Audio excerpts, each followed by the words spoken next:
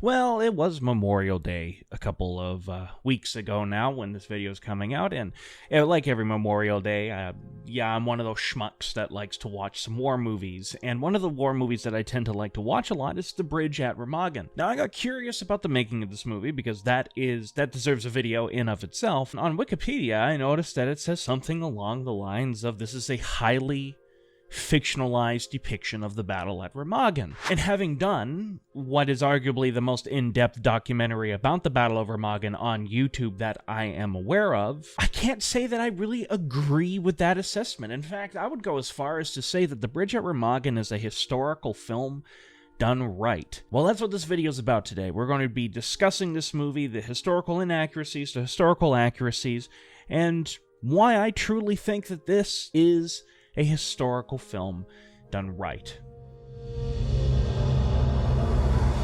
The Bridge at Remagen is a 1969 war film produced by David L. Whopper and directed by King Kong director John Guillermin. I followed both of their careers and I enjoyed them both immensely, and this is by far my favorite movie that either has made. Honestly, this film and Call of Duty Finest Hour were the two things that started my fascination with the year 1945. Not just World War II or anything, very specifically the final year of the war. Very clearly, there are several inaccuracies throughout the entire thing that are rather obvious almost immediately. But you know, I've now had a rather successful documentary released on this. I've even talked to who I believe was Carl Timmerman's granddaughter.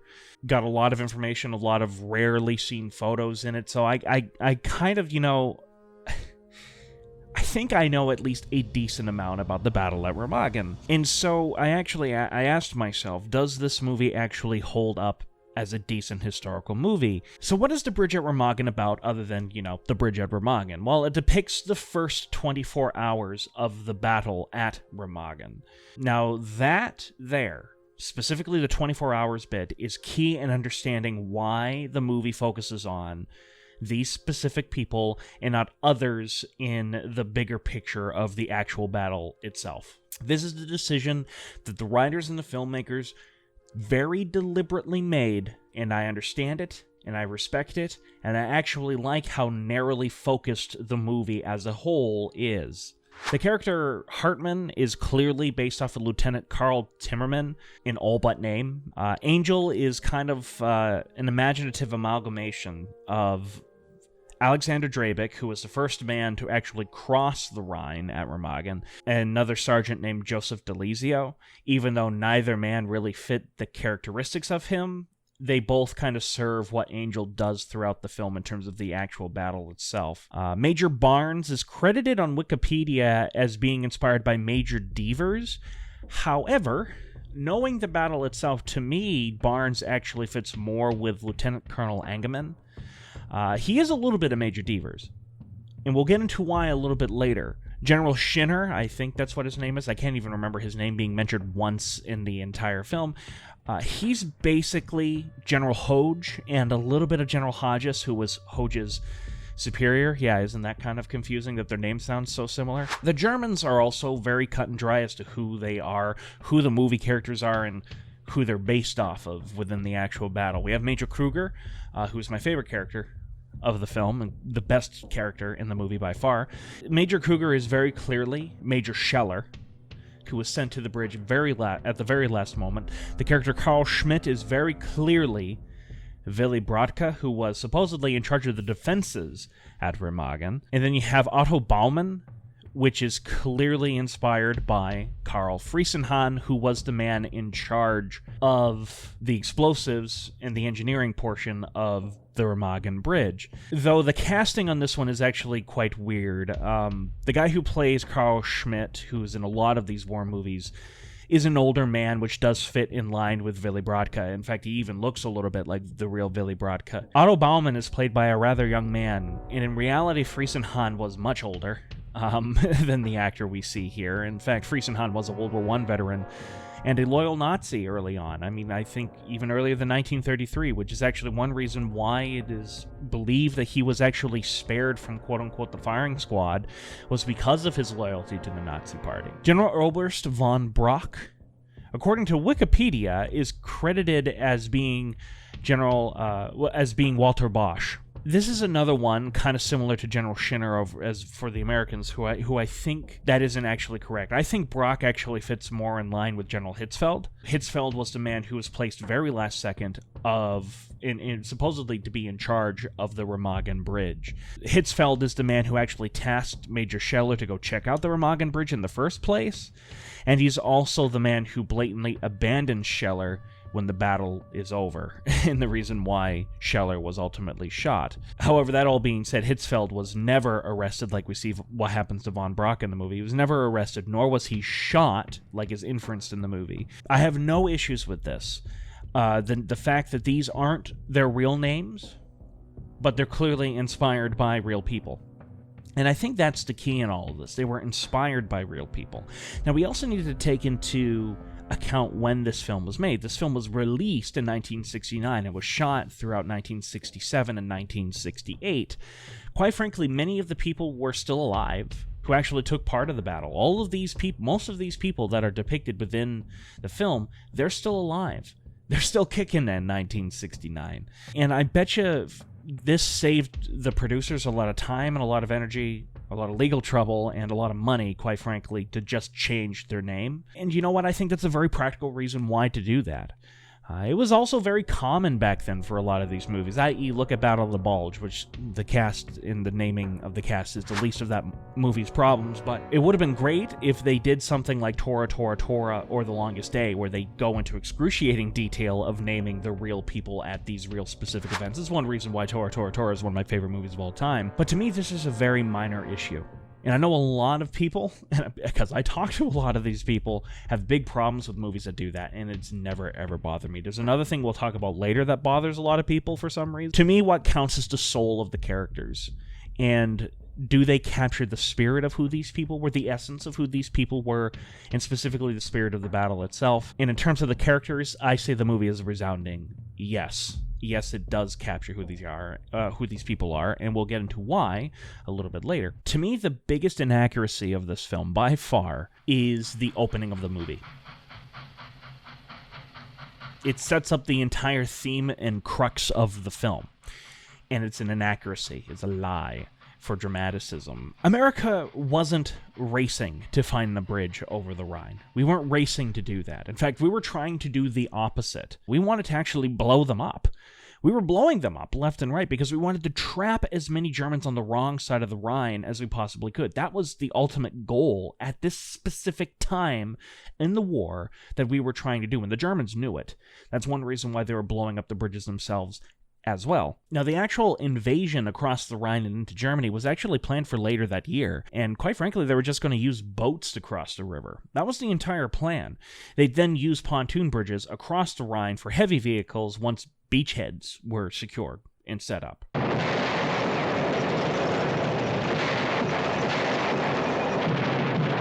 So the entire opening scene, while it is an awesome and really exciting scene, it really does get your blood pumping immediately, is grossly misleading and totally is a lie about the strategic situation the Western Allies found themselves in. The only thing that they do get right is that the Germans were completely on their last legs at this point, and they themselves were racing across the Rhine to try to get as many divisions and as many men over as humanly possible, and civilians as well. Normally, I would kind of graze over this, but it establishes that in the beginning of the movie, but it's contradicted about halfway through the movie. When the Americans actually attack, the movie shows them expecting the bridge to blow up, and they're even making bets as to when it's going to blow up. Now, they clearly are doing this for two reasons. One, they haven't seen an explosion yet, and they know that the Germans had put up detonators on it. But two, they also know that the Americans are going to bombard the bridge. And we see the Americans bombarding the bridge at one point. The tanks all show up and they just start blasting that bridge. It's awesome and actually relatively accurate. Actually very accurate. But that goes completely against what the opening of the movie was suggesting. Blow you son of a bitch. Oh! Relax. 20 minutes from now ain't gonna be nothing out there but water. Another 15. Ironically, the soldiers waiting there is accurate, though. Timmerman and his men were waiting there, and they were placing bets on when the bridge was going to blow up and stuff like that. And, in fact, Timmerman, his first orders when he arrived at Remagen was was to start shelling it. It wasn't to try to save the bridge at all. And again, that was to try to trap as many Germans on the wrong side of the river as humanly possible. Destroy that bridge and trap the Germans. And it was a very effective strategy. It was working all across the Western Front. In truth, the Remagen Bridge was forgotten by German High Command, by OKW. It was completely forgotten about. That's why it wasn't blown up. OKW and General Hitzfeld just didn't know it was the last major bridge across the Rhine. In fact, a lot of the generals in High Command at the time thought literally every bridge had blown up at this point. There was total confusion, right, over who was in command of what. Again, my documentary goes into excruciating detail about the confusion of High Command, particularly on the German side, while how organized it was on the American side, all things considered. In Hitzfeld, for example, he was transferred command of that sector at the very last second. He didn't care about it at all. He thought it was diddly squat compared to getting as many of his divisions across the river before the Americans could blow up their stuff.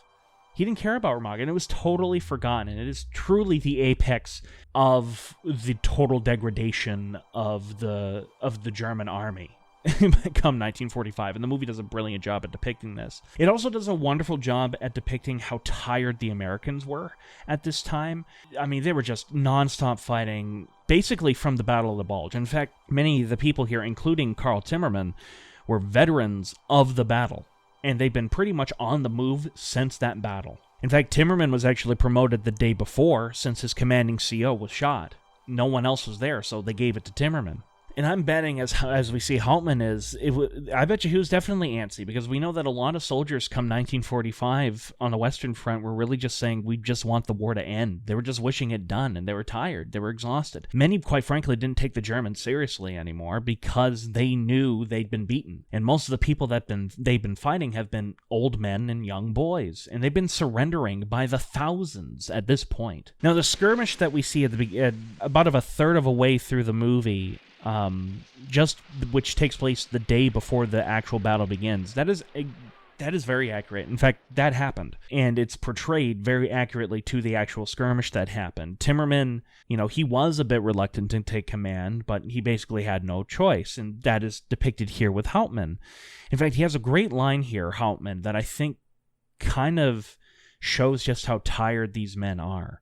Why the hell don't you admit it? You don't like riding point. I don't like riding point. In just a couple of words, I think that describes the entire mood that the Americans have on this whole thing. I think it's very brilliant done, and I think it's wonderfully acted, too. Now, when Scheller arrives at Remagen, in reality, it wasn't in a nice car, like we see in this movie. It was actually on a bike. That shows you just how bad it was. That really shows you just how bad it was. In fact, a lot of adjutants and stuff like that for field marshals and generals were having to use bikes and stuff like that because they were just running out of petrol. Now, I absolutely love the montage with Kruger learning about the reality of the situation, and Scheller just slowly realizing the shitstorm that he's just landed himself in. And it's unbelievably accurate what happens in this scene, especially the numbers. What Carl Schmidt is reporting, the numbers that they give are accurate to what actually happened. As far as Hitzfeld knew, and therefore as much as Scheller knew, they had a lot more men there and way better defenses than what was actually there. It was one of those famous examples that happened a lot at the end of the Nazi regime, that divisions that existed on paper actually didn't exist in reality.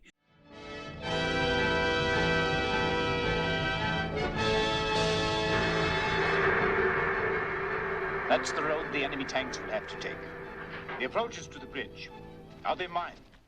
There was no artillery position above the hill, which is above the tunnel. Actually, what was there was an experimental rocket weapon, which I'll have a picture of it here, and I can't remember the name of it off the top of my head, but that's what was positioned up there, and quite frankly, it was quickly abandoned, like the moment the battle began, so it was never fired once during the entire battle. I really also admire the movie for nailing the fail-safes for the detonators. Those are 100% accurate as to what Friesenhahn did at the actual battle, the different checkpoints.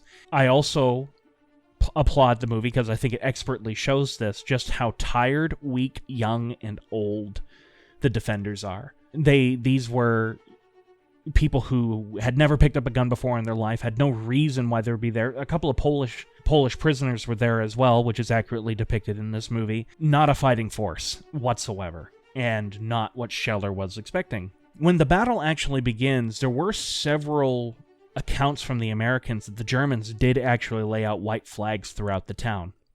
In fact, the Germans had been doing that a lot.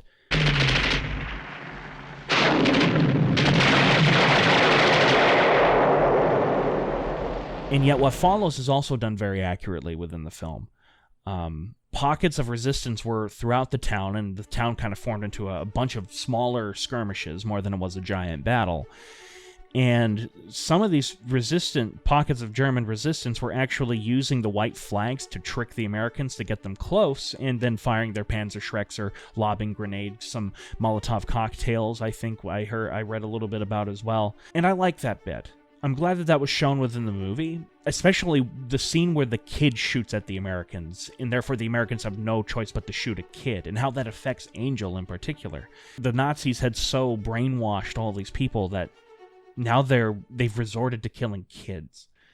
And I really love that scene.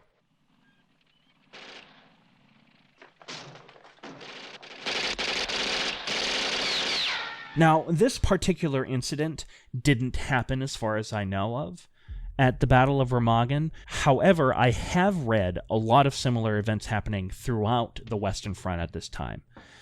Throughout General Hodges' entire command, his sweep south, which is where this takes place in, I heard there are several cases of this. And it's really sad, and one of the many reasons why I'm just so fascinated about 1945 in general. Now, the scene with the wrong explosives arriving, and that is expertly done. That 100% happened. That scene is 100% accurate to what happened.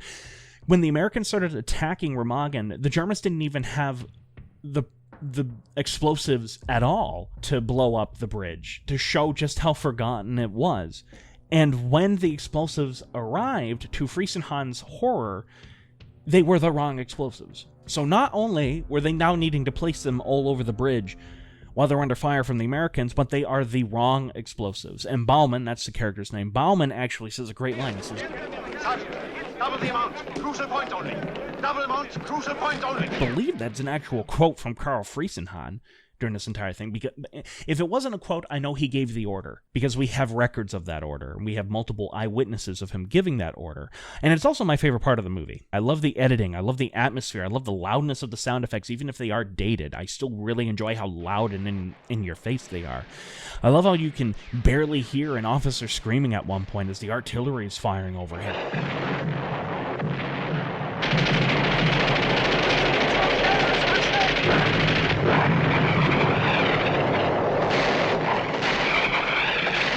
It's just perfection, in my humble opinion. I just love how the scene plays out. I even love how it looks. I think this movie, there are some parts in this film where I can't believe this movie was made in 1969. Now, speaking of this scene, because this scene is where they really come into play, what we have here standing in for our Shermans are Chaffies once again, similar to the Battle of the Bulge. And while there were Chaffies actually in use within the U.S. Army in particular, during the time of Remagen, none were at the actual battle itself. Instead, what we would have seen, from what I've read, were primarily M4A3 Shermans and a few of the Pershing heavy tanks as well. We know that those were there as well, and a bunch of tank destroyers and stuff like that as well. But that being said, in my humble opinion, I think the Chaffee makes a wonderful stand-in for the Sherman. I know they don't really look alike, but they're quote-unquote light tanks. They're good at sort of selling the overall size. This is something that I hinted at a little bit earlier on here, is that these sort of inaccuracies, Chaffee standing in for Shermans in this case, these hardly ever bother me. I like tanks, Chaffies are tanks, and quite frankly, by 1969, even a lot of World War II tanks, they were kind of hard to come by. One, because we sold a lot of them off and they were blown up in other wars. Two, they were actually blown up during World War II. And three, we were also scrapping a lot of them. They were kind of hard to come by. So the fact that we see Chaffies here, Not an issue. Not an issue. I'm perfectly okay with it. I also like to note that the guns that you see a lot of the Americans use in this film are actually not World War II weapons. They're from the Korean War. Particularly the M1 carbines are what I'm referring to here. And even this I don't really care about. I do get a little peeved when I see particularly those Korean War era M1 carbines, firing on full auto when the M1 carbines of World War II were just semi-auto. I do get a little peeved over that because the Eagle Has Landed does the same thing. But that's sort of like the least of my worries here, because at least they look like the M1 carbines that many of them would have actually had at this time, even though I don't believe anyone under Timmerman's command actually had the M1 carbines. I know Timmerman had a M1 Garand, and I know a lot of people crossing the bridge had M1 Garands, but what immediately gave away that those were M1 carbines from the Korean War era is not the fact that they're firing full auto, it was the fact that they had the curved magazines, at least visually. That is the giveaway for me. Now, General Schinner racing to Remagen and making the order to take the bridge is actually very accurate to what happened. General Hoge did race to Remagen once he got word that the bridge is still standing. He had to see this for himself, and he was the one that made the decision to cross. In reality, Hoge making that decision to cross the Remagen Bridge and to take it was actually a much bigger deal than what is depicted in the movie, because Hoge making that decision was a direct contradiction to the orders he'd received from General Hodges, who in turn got his orders from Bradley, who in turn got his orders from Eisenhower. This was a big contradiction. Now, none of this is in the movie, nor are really the politics behind the upcoming invasion and how several American generals were really pissed at Eisenhower because they thought he was bowing to the British again like he did during Market Garden, Bradley being the most vocal one of these. But at the same time, this goes into what I said at the very beginning of this, where this film is very focused on the first 24 hours of the battle, very focused on a subset group of people. Instead of it being a 10-mile view, it's a 10-foot view. And that's why I don't really care that none of that is in the movie. If this is a bigger scoped movie, and maybe a longer movie, or let's say it was made today and it was a miniseries, yeah, absolutely include all this. This is all dramatic shit that I think would make for good television, or streaming service now, I guess. But to me, it doesn't bother me that it's not in this film. It's outside of the scope of it. Now, Hartman meeting with Major Barnes by the bridge is actually based off of an accurate thing. No one hit each other during it, but the conversation pretty much is a little bit more dramatic than what happened, but it did happen. Though it wasn't Angerman. It was a guy named Major Devers, right, who is mentioned on the Wikipedia page. I would have loved to have seen Timmerman's actual quote used here. I do like the one that Hartman says. It's actually a very accurate line, but it's a little bit more dramatic than what happened, and I like just how matter-of-fact the real quote is. Here's the one from the movie. No, not if we rush it. Cut all the cable. Let them blow it. That's not a bridge. It's a death trap. We are wasting time, Hauptmann. And here's what Timmerman actually said. He asked, quote, "What if they blow the bridge up in my face?" Deaver never responds. He just leaves Timmerman hanging there.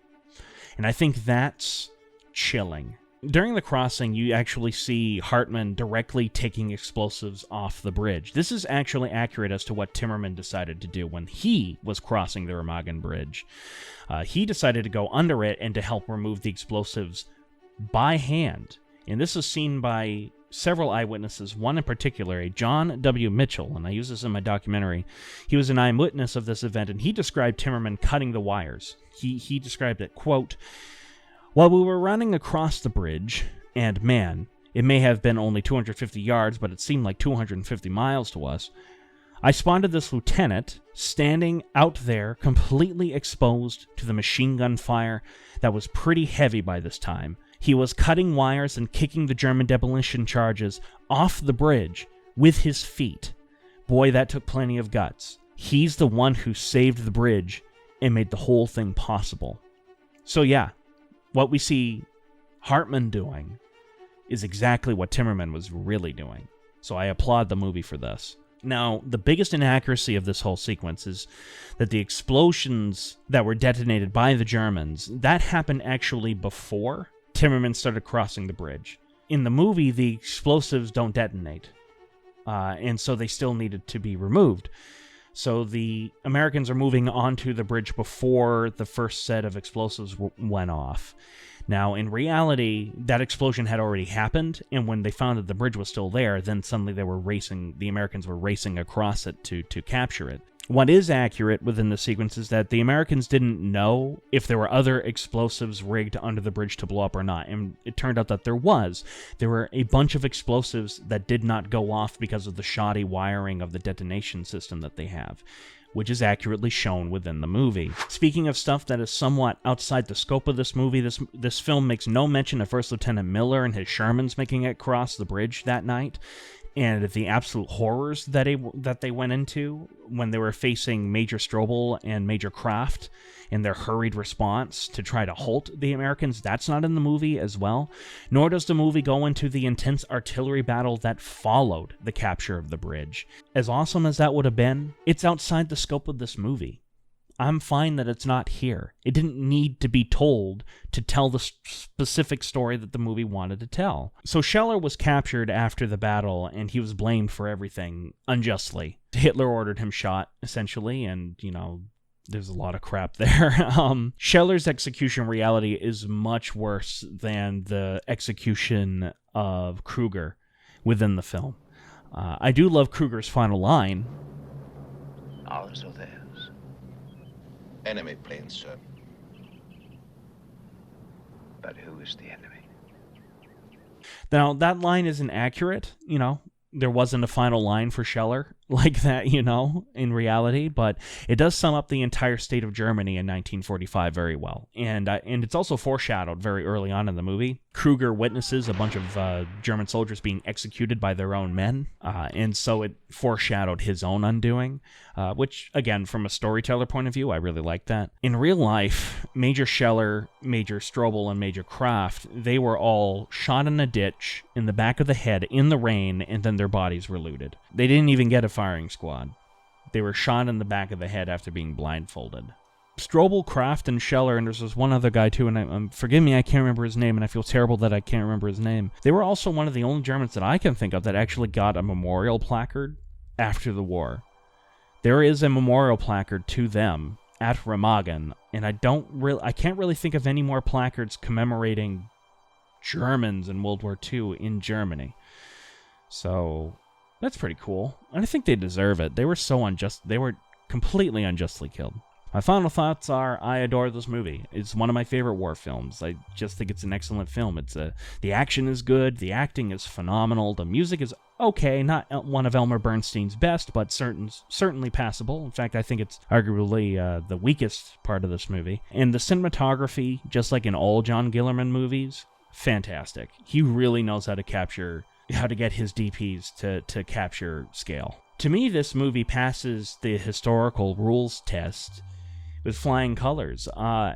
It got the big picture. It nailed the big picture. It caught the soul and the essence of the actual battle. So all those changes that the filmmakers and writers ended up making, to me, are completely understandable, and I hope that some of the reasons that I listed will make you agree. And it just didn't take away from the real dramaticism of the battle itself, which I think is another very key element, and I think this movie does a great job at depicting. I'll end here. I'm a sucker for the sound design in this movie, alright? I know that they are dated sound effects, they are old sound effects, you wouldn't hear them used today unless it was kind of the point and kind of the joke.